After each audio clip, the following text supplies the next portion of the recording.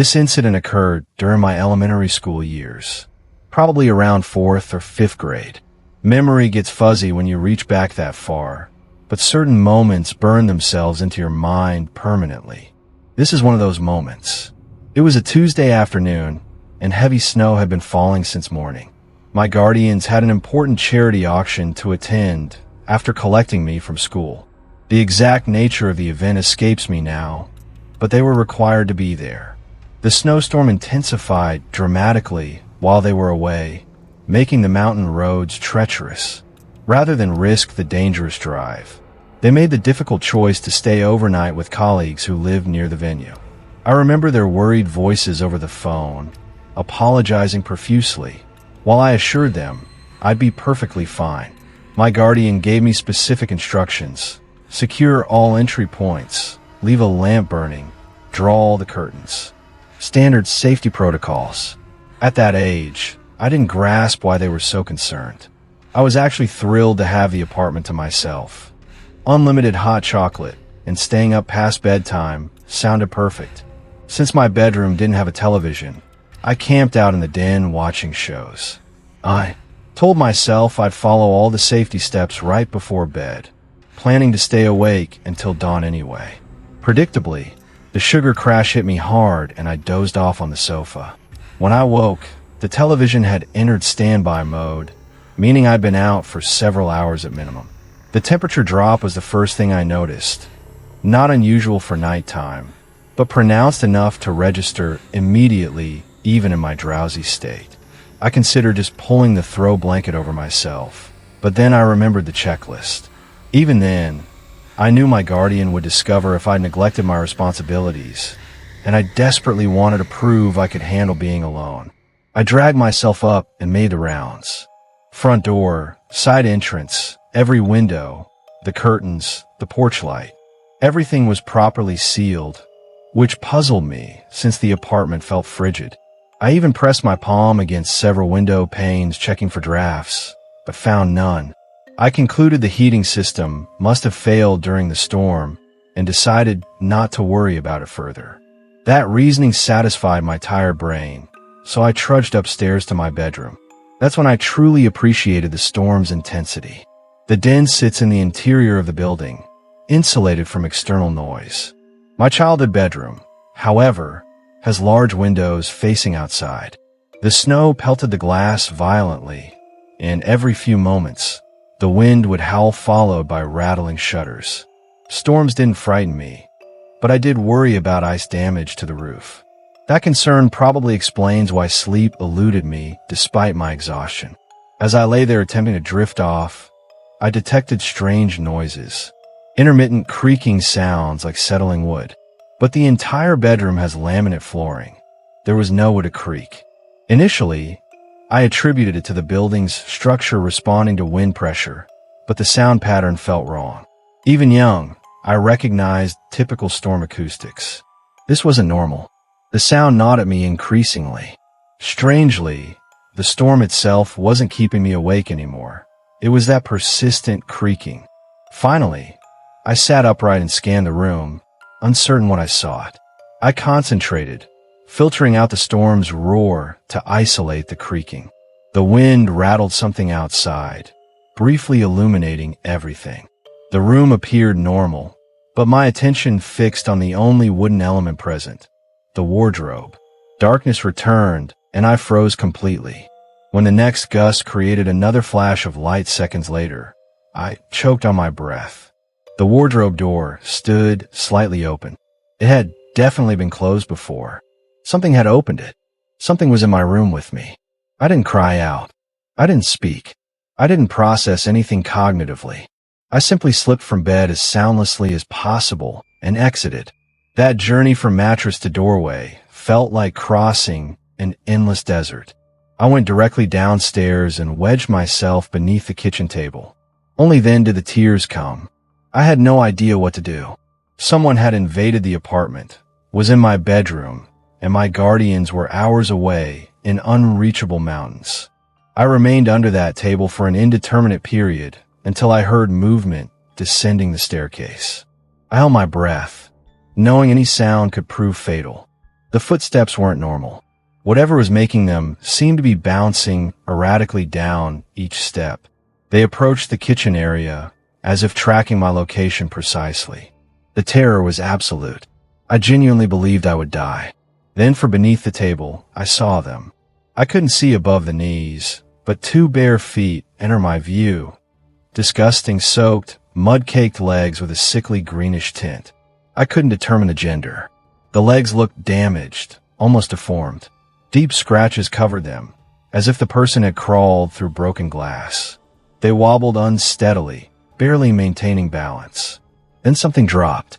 A hammer clattered across the floor. I fought with everything in me to suppress a scream. If this person bent down to retrieve it, they'd spot me immediately. I watched with wide eyes as the figure stood motionless, not picking up the hammer, not moving away. It felt like a standoff where any action could end my life. Eventually, they continued walking and disappeared from view. I listened to the chaotic, stumbling footsteps wander through the first floor for what seemed like hours. Then finally, the side door opened and closed. They'd left. I remained hidden beneath that table long afterward, partly from fear, partly from what I can only describe as shock. I just remember feeling shattered and terrified. I existed at that precise age where I understood the situation's danger, but lacked the maturity to process it properly. The remainder of that night blurs together. I retrieved the hammer from the floor, not wanting my guardians to discover it. The next morning, after confirming the door was secure, I dragged myself upstairs, collapsed in a bed, and finally slept. Everything returned to normal after that. For reasons I still don't understand, I was too terrified to tell my guardians. I didn't want them discovering I'd failed to follow their instructions immediately, so I kept the entire experience to myself. Years later, when I finally shared the story, they struggled to believe me. In retrospect, not reporting it immediately was terrible because nothing could be done so long after the fact. His experience traumatized me throughout my remaining childhood. I slept with a lamp on from then forward and developed a profound fear of darkness that persisted for years. I still struggle to explain what happened that night, but I learned my lesson. Always secure your home before dark.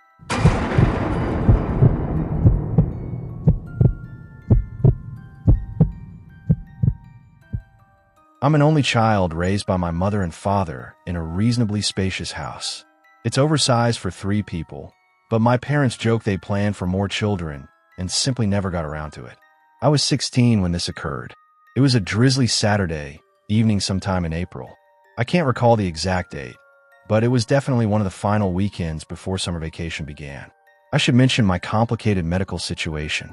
I experience regular anxiety attacks, occasional fainting spells, and periodic respiratory difficulties. I'm also unusually sensitive to sound when sleeping. Even minor ambient noise prevents me from resting. I've adapted mostly, but overnight stays and trips remain challenging. Most people claim they love rainfall sounds for sleeping, but it has the opposite effect on me. Rain is uncommon in my region, but occasionally we get severe downpours that keep me awake all night. That particular Saturday featured heavy enough precipitation to guarantee insomnia.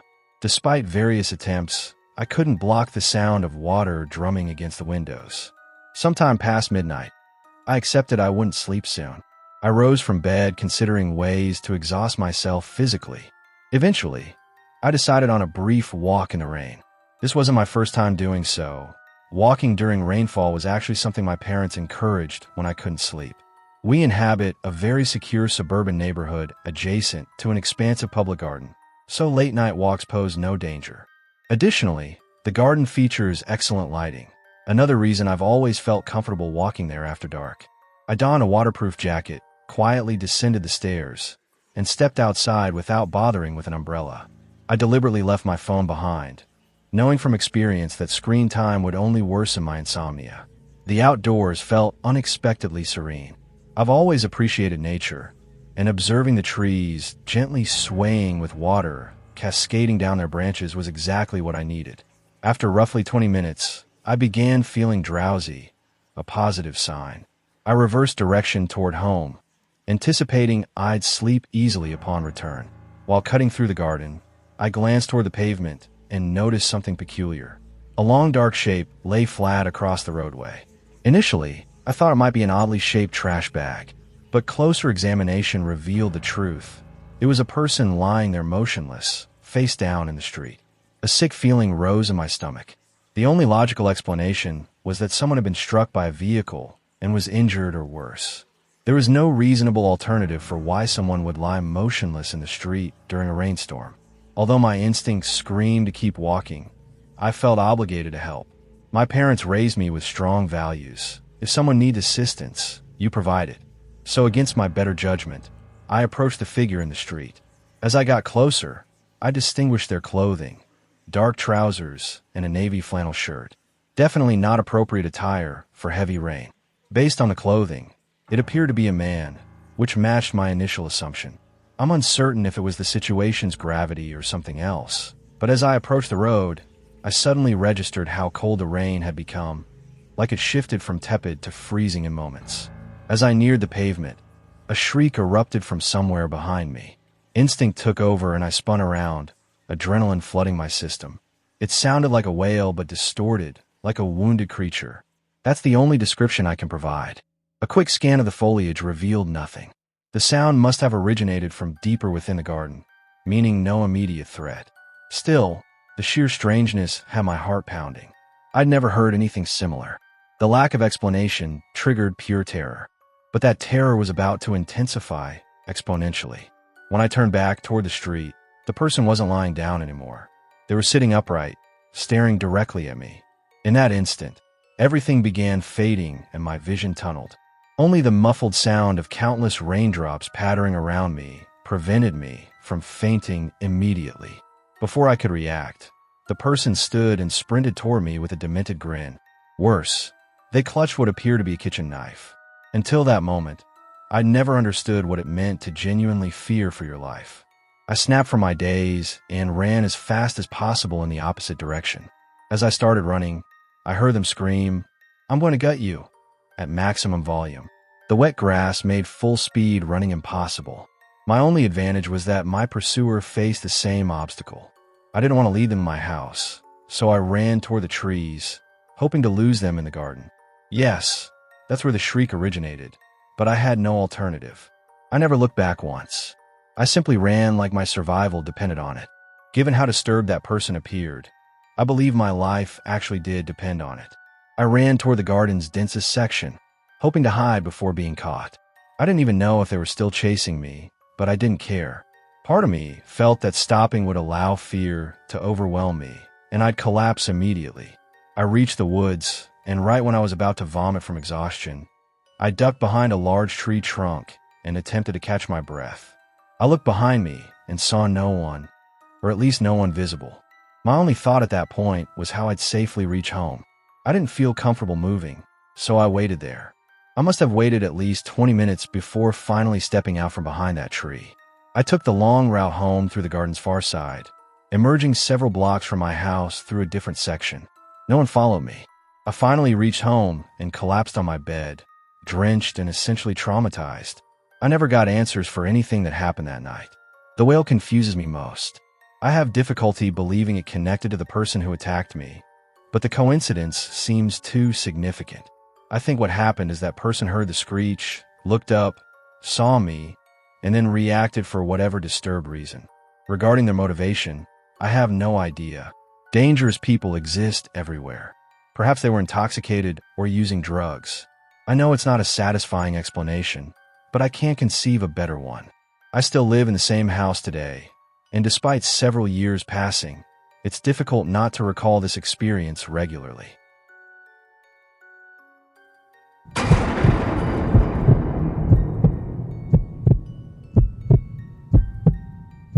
I'm 31 years old, and one of the few things that genuinely helps me decompress is wilderness camping. Not established campgrounds or state parks with facilities and other campers. I mean authentic isolated camping. I was raised in Northern Oregon, and I've dedicated much of my adult life to discovering those remote locations where you can still feel completely alone in the world. This incident occurred several months ago. I'd recently ended a long-term relationship, and frankly, I was struggling emotionally. I needed solitude. One day, I simply loaded my vehicle and departed. I didn't have a concrete plan. I just gathered some equipment and decided to revisit a secluded lakeside location I discovered previously. It wasn't an official campsite, just a small clearing by the water accessible via an overgrown dirt road past miles of emptiness. I arrived during late afternoon, but immediately upon turning onto the dirt path leading to the lake, my stomach sank. Two vehicles were already parked near the trailhead, one silver, one tan. I couldn't see anyone nearby, but knowing others were present dampened my enthusiasm considerably. I hadn't driven all this distance into wilderness to socialize. I sat there momentarily debating whether to find another location. But I reasoned it was an extensive stretch of shoreline, and whoever owned those vehicles was probably camped far enough away that I wouldn't encounter them.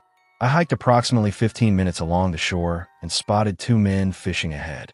They looked exactly like you'd expect. Full beards, somewhat heavy-set, work boots, but they seemed focused on something other than fishing.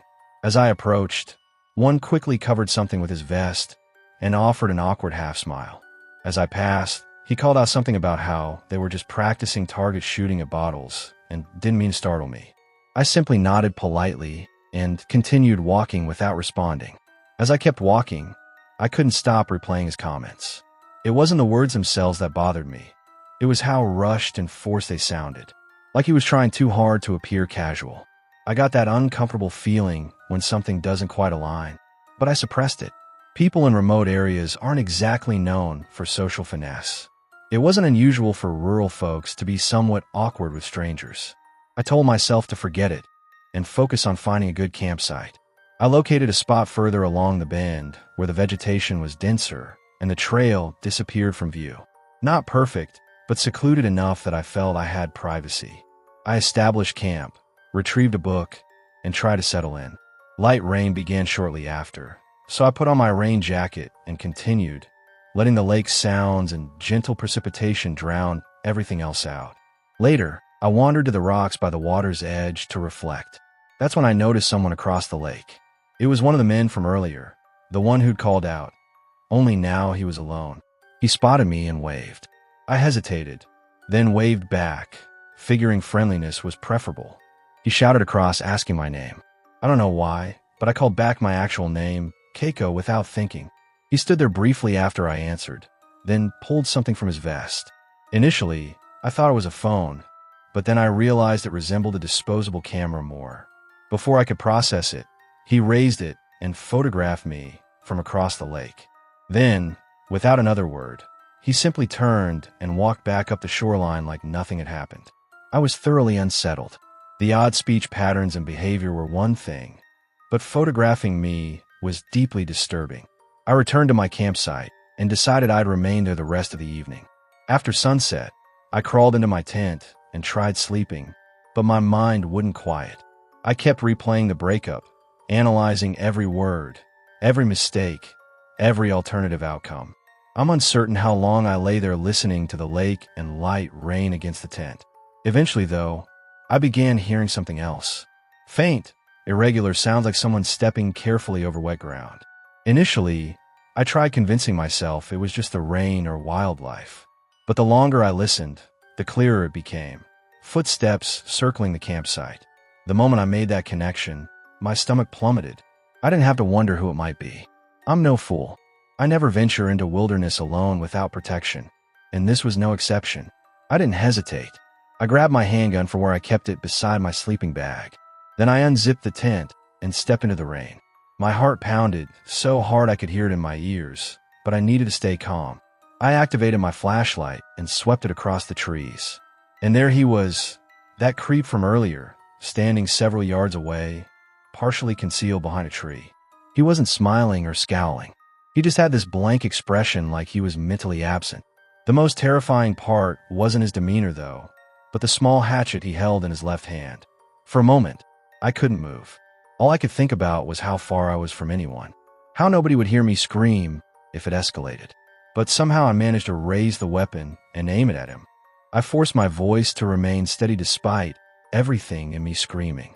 As firmly as I could, I said, "Leave immediately, or I will shoot you."